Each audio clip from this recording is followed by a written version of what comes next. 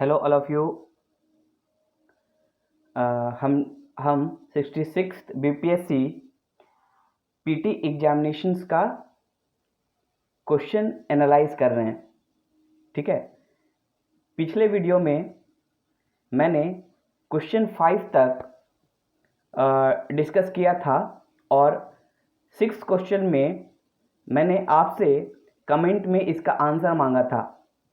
मैंने इसका आंसर ई दिया था, but E is not the right answer. Sorry, E right answer नहीं है, इसका राइट आंसर डी है। ठीक है, 6th क्वेश्चन का राइट आंसर डी है अकॉर्डिंग टू ऑफिशियल की। क्वेश्चन क्या था?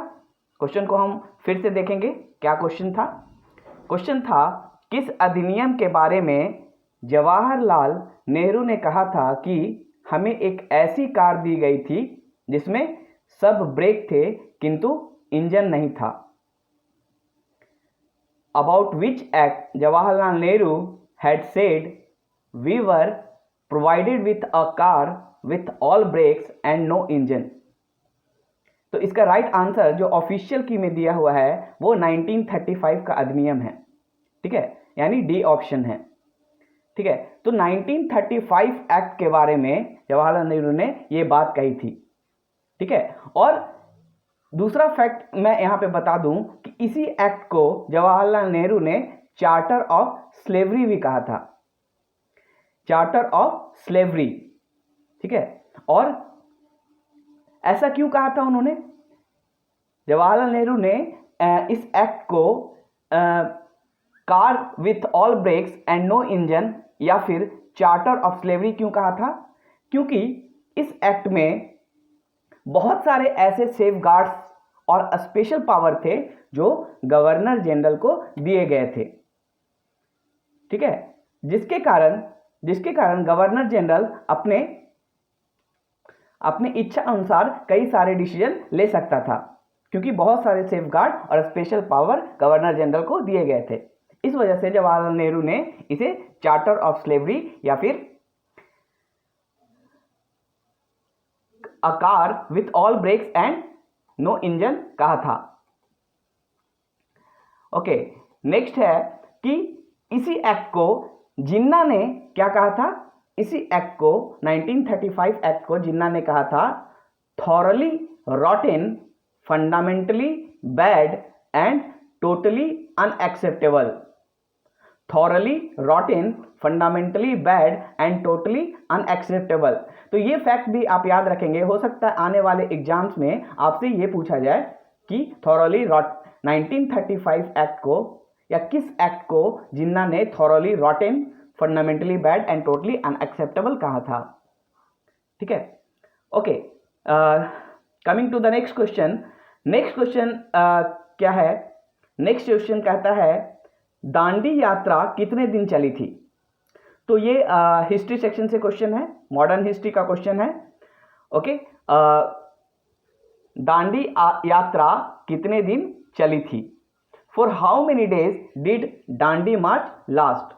And the options are 10 days, 20 days, 24 days, 30 days and option ई।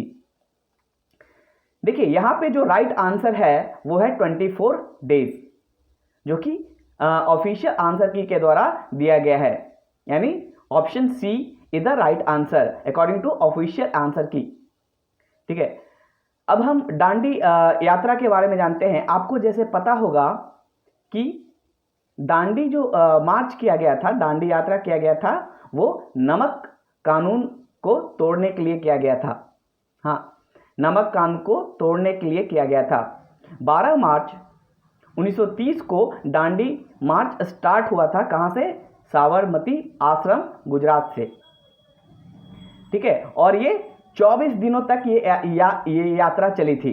24 दिनों तक ये यात्रा चली थी और 6 अप्रैल को ये समाप्त हुआ था। किसके साथ?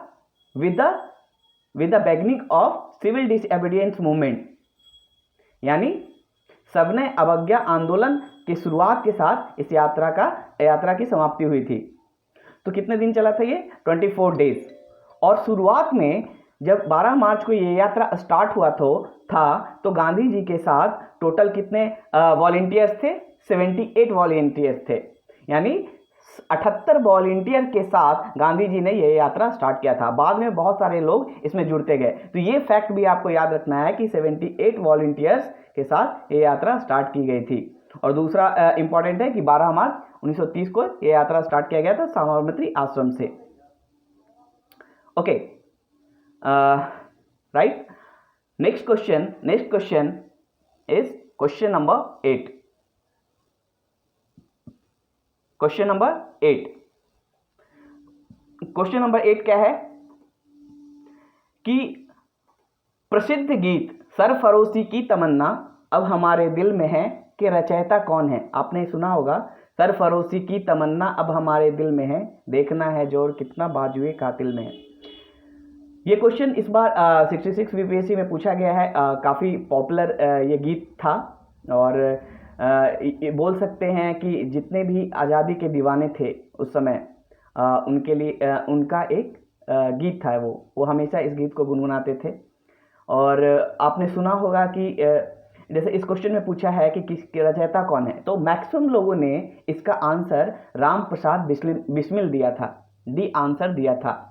लेकिन ये आंसर सही नहीं है, क्योंकि राम प्रसाद बिस्मिल ने इसकी रचना नहीं की, बल्कि इसे वो गाया करते थे, इसे उन्होंने गाया था। इसकी रचना बिस्मिल अजीमाबादी ने किया था।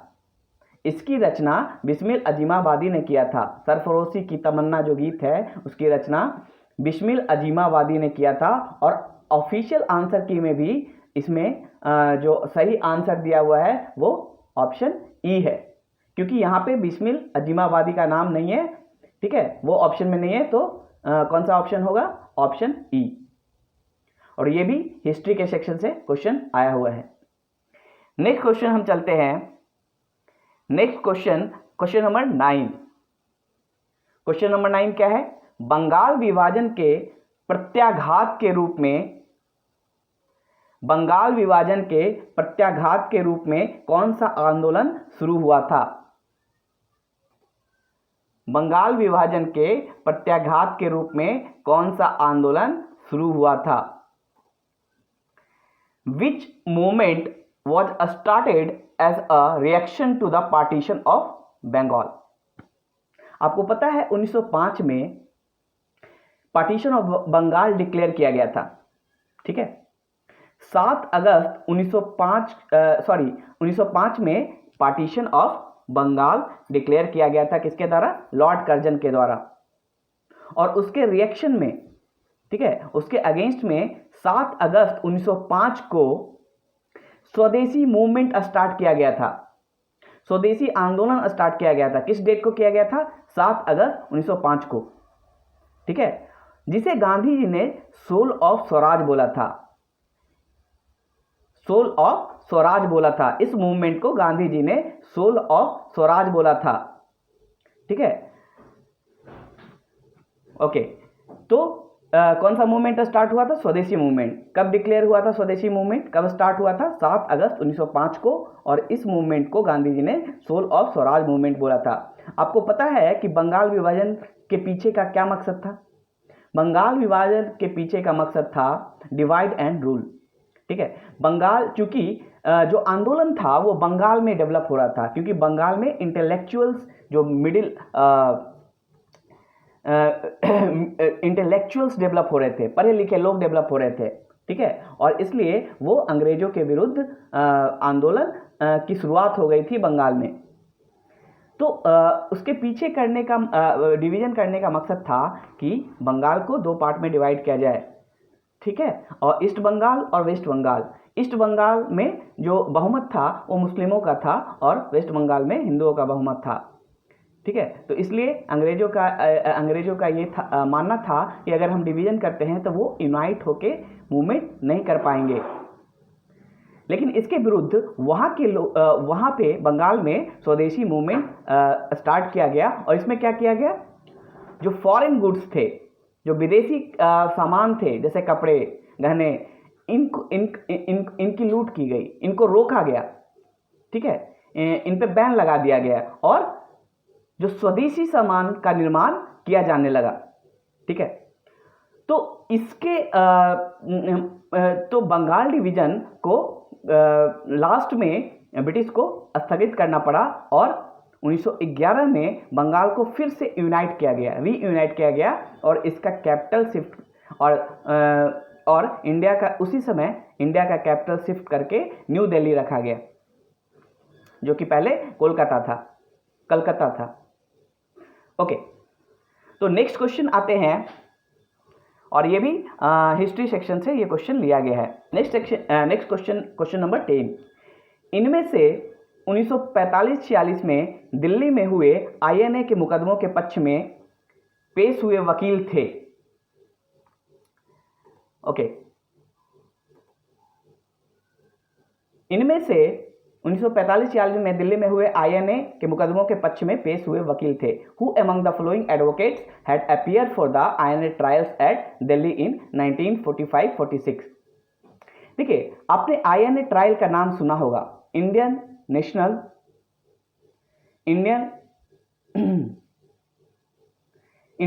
आर्मी आपने सुना होगा, ठीक है, जो कि उस समय ब्रिटिश के अंदर थी। तो आईएनए हुआ क्या कि 1945 में जब वर्ल्ड वार चल रहा था, सेकेंड वर्ल्ड वार, तो उस समय जापान एशिया में एक स्ट्रॉन्ग कंट्री के रूप में उभरा और उसने ब्रिटिश को चैलेंज दी, ठीक है। और जापान ने साउथ ईस्ट एशियन रीजन में ब्रिटिश को हराकर उसके जो सैनिक थे, यानी मैक्सिमम इंडियन सैनिक थे, जो ब्रिटिश की सेना थी उसमें मैक्सिमम इंडियंस थे। तो जापान ने क्या किया, ब्रिटेन को साउथ ईस्ट एशिया में हराकर और जितने भी सैनिक थे उनको वार प्रिजनर बना लिया और उन वार प्रिजनर के हेल्प से वो युद्ध में उतरा, ठीक है। और इन वार प्रिजनर्स का किसकी तरफ लड़ने लगे? जापान की तरफ से। ओके, लेकिन जब अंत में जापान की हार हुई और एलाइज कंट्रीज का जीत हुआ, तो ये जो सोल्जर्स थे जो जापान के लिए लड़ रहे थे, जो पहले ब्रिटिश सोल्जर्स थे, ठीक है, बट ब्रिटिश हारने के बाद ये वॉर प्रिजनर बने और जापान की तरफ से लड़ने लगे। जब जापान की हार हुई तो ये फिर से एक बार वॉर प्रिजनर बन गए और उस समय ब्रिटेन ने डिसाइड किया कि इन वॉर प्रिजनर को, क्योंकि वो जापान से लड़ रहे थे, तो जापान के हारने के बाद ये वॉर प्रिजनर बन गए और ब्रिटेन ने इन्हें अरेस्ट किया, ठीक है, इन सोल्जर्स को। और ब्रिटेन ने ये डिसाइड किया कि इन पे ट्रायल चलाया जाएगा, मुकदमा चलाया जाएगा, क्योंकि इन्होंने धोखा दिया है, ब्रिटेन को धोखा दिया है। ये ब्रिटिश सैनिक होते हुए भी जापान की तरफ से लड़े, तो इसलिए इन पे ट्रायल चलाया गया। और इस ट्रायल, ये जो आईएनए ट्रायल था, उसमें 3 जो मेजर्स थे, मेजर मतलब जो सेना के अधिकारी थे, 3 अधिकारी, उन पे मुकदमा चलाया गया था। प्रेम कुमार सहगल, शाहनवाज खान एंड गुरबख्श सिंह ढिल्लन। 3 ऐसे अधिकारी थे आईएनए के जिन पे मुकदमा चलाया गया। प्रेम कुमार सहगल, शाहनवाज खान एंड गुरबख्श सिंह ढिल्लन, इन तीनों पे मुकदमा चलाया गया, ठीक है। और चूंकि ये तीनों हिंदू, सिख और मुस्लिम कम्युनिटी से थे, तो पूरे देश में इनके प्रति एक जैसा सद्भावना, इनके प्रति एक सहानुभूति डेवलप हुई। और इस मौके को कांग्रेस ने सोचा कि ये सही मौका है पूरे देश को इनवाइट करने का, तो कांग्रेस ने इनके डिफेंस में एक डिफेंस कमेटी तैयार किया। कांग्रेस ने इनके डिफेंस के लिए एक डिफेंस कमेटी बनाया, उसमें बहुत सारे वकील थे, एडवोकेट्स थे, ठीक है। और इन एडवोकेट्स का काम था इनका डिफेंस करना कोर्ट में। इन वकीलों में, इन एडवोकेट्स में थे Bhula Bhai Desai, Asaf Ali, Jawaharlal Nehru, Tej Bahadur Sapru, Kailash Nath Katju and lieutenant colonel Horilal Verma. कौन कौन थे, कौन कौन से एडवोकेट थे? Bhula Bhai Desai, Asaf Ali, Jawaharlal Nehru, Tej Bahadur Sapru, Kailash Nath Katju and lieutenant colonel होलीलाल Verma. ये सारे एडवोकेट ने आईएनए ट्रायल में हिस्सा लिया और इन जो तीनों जो हमारे वो थे सेना के प्रमुख, सेना के अधिकारी थे, उनको बचाने की कोशिश की और लास्ट में गवर्नमेंट को इन्हें इनके सजा को कम्यूट करना पड़ा और इन्हें फांसी से मुक्त करना पड़ा। ओके, और ये क्वेश्चंस भी हिस्ट्री सेक्शन से है। तो आप देख रहे हैं कि हिस्ट्री से काफ़ी अच्छे क्वेश्चन पूछे जा रहे हैं। इसके लिए आपको डीप में नॉलेज रखने की ज़रूरत है। एनालिसिस के साथ साथ आपको फैक्ट भी जानने की ज़रूरत है। तो एक अच्छे सोर्स से आप एनालिसिस कर सकते हैं, जैसे स्पेक्ट्रम की बुक है, वहाँ से हिस्ट्री, खासकर मॉडर्न हिस्ट्री आप अच्छे से वहाँ से पढ़ सकते हैं और फैक्ट के लिए आप लुसेंट का इस्तेमाल कर सकते हैं। नेक्स्ट क्वेश्चन आते हैं, क्वेश्चन नंबर 11। मैडम कामा ने भारत के तिरंगी स्वतंत्रता ध्वज को कहाँ फहराया था? मैडम कामा ने भारत के तिरंगी स्वतंत्रता ध्वज को कहाँ फहराया था? इंग्लिश में where did madam Cama unfurl India's tricolour flag of freedom? ठीक है, तो ऑप्शन है पेरिस, लंदन, स्टुटगार्ट, जेनेवा। अब देखिए यहाँ पे बहुत ही अच्छा क्वेश्चन है ये, मतलब एक स्टैंडर्ड का क्वेश्चन है और ये आपको सभी जगह ये फैक्ट नहीं मिलेगा। तो हुआ क्या कि 21 अगस्त 1907 को, 21 अगस्त 1907 को, डेट भी आप याद रखें, हो सकता है नेक्स्ट एग्जाम में आपसे डेट पूछा जाए। 21 अगस्त 1907 को स्टुटगार्ट कहाँ है? जर्मनी में। स्टुटगार्ट कहाँ है? जर्मनी में। तो वहां पे एक इंटरनेशनल सोशलिस्ट कॉन्फ्रेंस हुआ, इंटरनेशनल सोशलिस्ट कॉन्फ्रेंस हुआ स्टुटगार्ट में, जर्मनी में। ठीक है, अंतरराष्ट्रीय समाजवादी कॉन्फ्रेंस हुआ। उस कॉन्फ्रेंस में मैडम कामा ने इंडिपेंडेंट इंडिया का, भारत के तिरंगी यानी ट्राई कलर का था, वो 3 कलर का था, स्वतंत्रता ध्वज को फहराया। ठीक है, किस डेट को? 21 अगस्त 1907 को। अब यहां पे याद रखना है कि ये ट्राई कलर में कौन कौन से कलर थे। ये ट्राई कलर्स में green, saffron and red stripe था। ग्रीन मतलब हरा, सैफ्रॉन मतलब केसरिया एंड रेड मतलब लाल। ये 3 कलर इस ट्राई कलर में यूज हुआ था और इसको किसने डिजाइन किया था? मैडम कामा ने एंड श्यामजी कृष्ण वर्मा ने। मैडम कामा ने और श्यामजी कृष्ण वर्मा ने मिलकर इसे डिजाइन किया था। तो ये फैक्ट भी आप याद रखेंगे, हो सकता है आने वाले समय में इसे पूछा जाए। और इस फ्लैग को जब ध्वजारोहण किया गया, उसके साथ मैडम कामा ने यह भी डिक्लेयर किया, वहां पे डिक्लेयर किया कि this is the flag of independent India. ये आजाद भारत का झंडा है। ठीक है, और आपसे अपील है कि इसके रिस्पेक्ट में खड़े हो जाएं और इसे सल्यूट करें। ओके, ठीक है, कुछ मैडम कामा के बारे में कुछ फैक्ट देखते हैं कि मैडम कामा एक पारसी कम्युनिटी से थी। ठीक है, और उन्होंने पेरिस में पेरिस इंडियन सोसाइटी की स्थापना किया था। पेरिस इंडियन सोसाइटी की स्थापना किया था किसके साथ मिलके? रेवा भाई राणा एंड मंचेर शाह भुजोर्जी गोदरेज। रेवा भाई राणा एंड मंचेर शाह बुर्जोर्जी गोदरेज, इनके साथ मिलके मैडम कामा ने पेरिस इंडियन सोसाइटी की स्थापना की थी। और मैडम कामा ने कुछ बुक्स भी लिखे हैं, कुछ आर्टिकल्स भी लिखे हैं, जैसे कि वंदे मातरम एंड मदन्स तलवार, वंदे मातरम एंड मदन्स तलवार, ये दो उनका पब्लिकेशन है, उन्होंने इसे लिखा है। ओके, नेक्स्ट क्वेश्चन आते हैं, question number 12। Question number 12 history से है, ये भी एक अच्छा क्वेश्चन है। इसमें भी आपकी अंडरस्टैंडिंग और आपका नॉलेज इसमें टेस्ट हो रहा है। तो काफ़ी हिस्ट्री से काफ़ी अच्छे क्वेश्चन आए हैं। क्वेश्चन क्या है निम्न में से कौन सी जोड़ी सही है?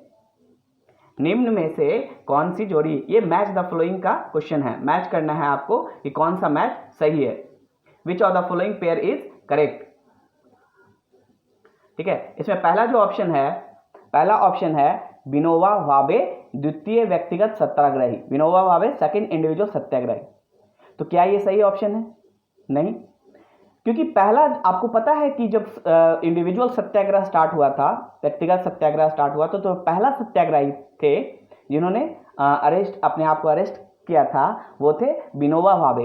यानी विनोबा भावे द्वितीय नहीं बल्कि पहले सत्याग्रही थे। द्वितीय सत्याग्रही कौन थे? सेकंड इंडिविजुअल सत्याग्रही कौन थे? जवाहरलाल नेहरू। तो ये ऑप्शन गलत है। दूसरा बी ऑप्शन CR दास देशबंधु। ठीक है, तो CR दास को देशबंधु कहा जाता है, ये आप लोग जानते होंगे कि चित्तरंजन दास को देशबंधु कहा जाता था। ठीक है, तो ये ऑप्शन सही है। अब चूंकि यहाँ पे ई ऑप्शन भी है तो हमें सारा ऑप्शन चेक करना होगा कि एक से ज्यादा ऑप्शन तो सही नहीं है।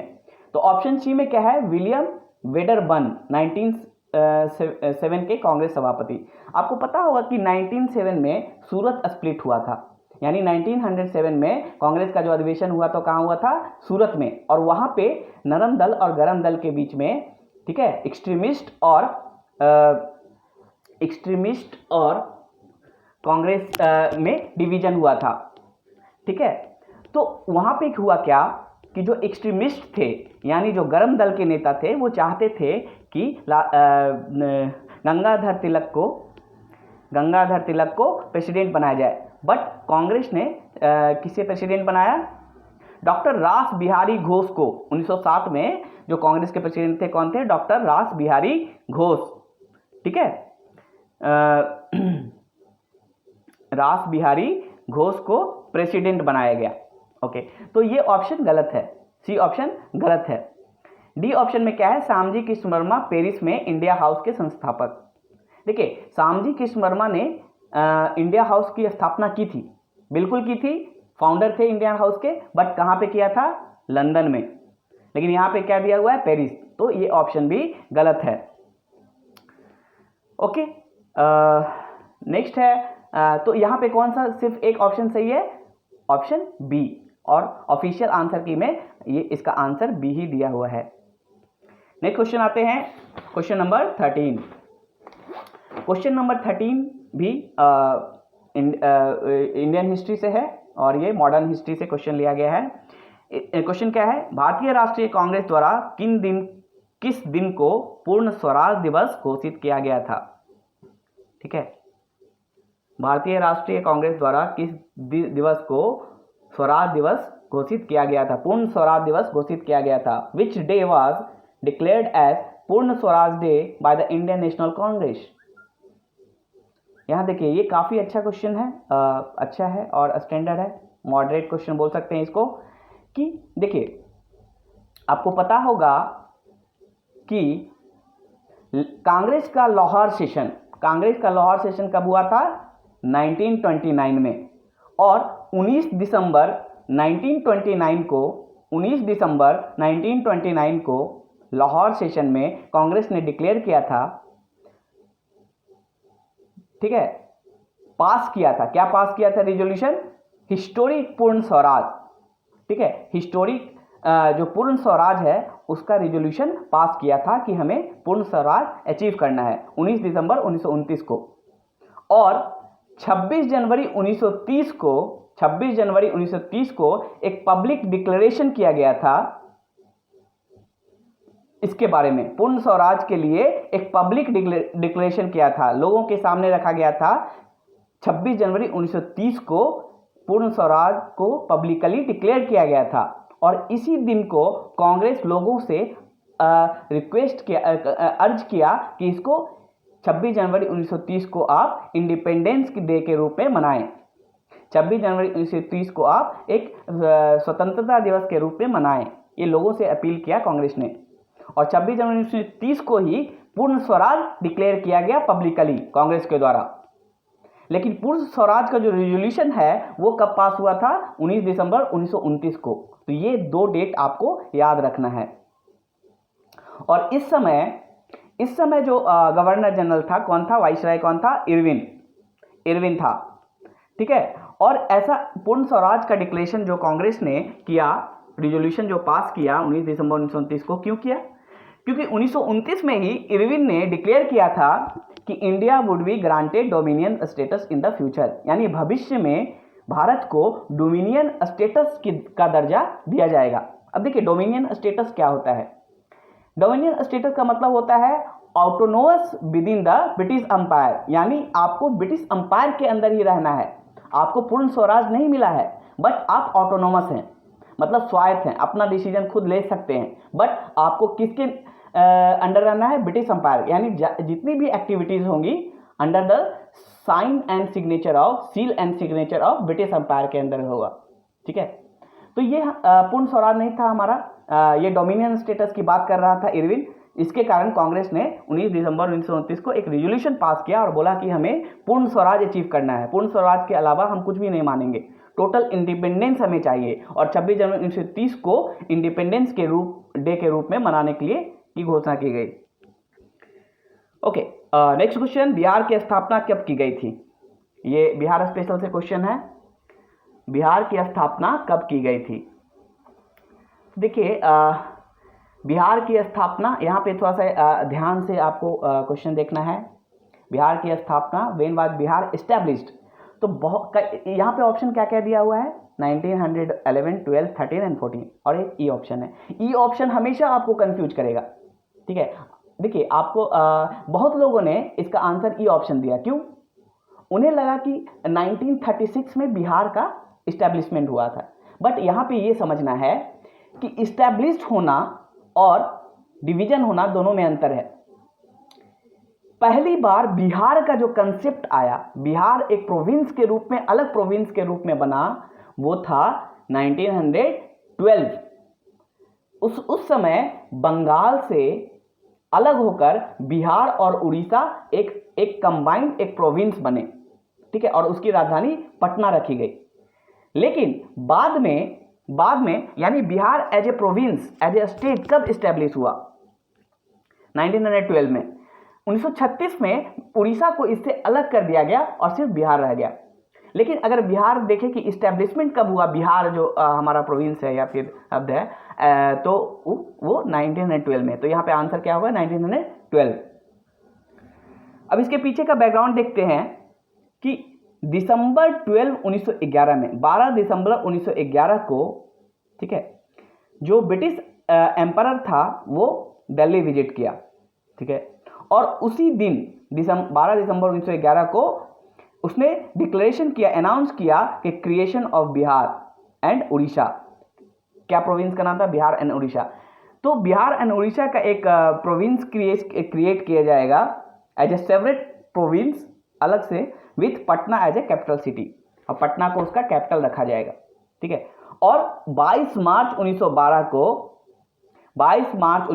को बिहार को एक नया सेपरेट प्रोविंस बना दिया गया। किस एक्ट के तहत? एक्ट का क्या नाम था? हो सकता है आने वाले एग्जाम में वो एक्ट भी आपसे पूछा जाए कि किस एक्ट के तहत बिहार को एक अलग प्रोविंस बनाया गया। तो एक्ट था Bengal, Bihar and Orissa and Assam laws. Bihar, Bengal, Bihar and Orissa and Assam laws, LAWS laws, act 1912।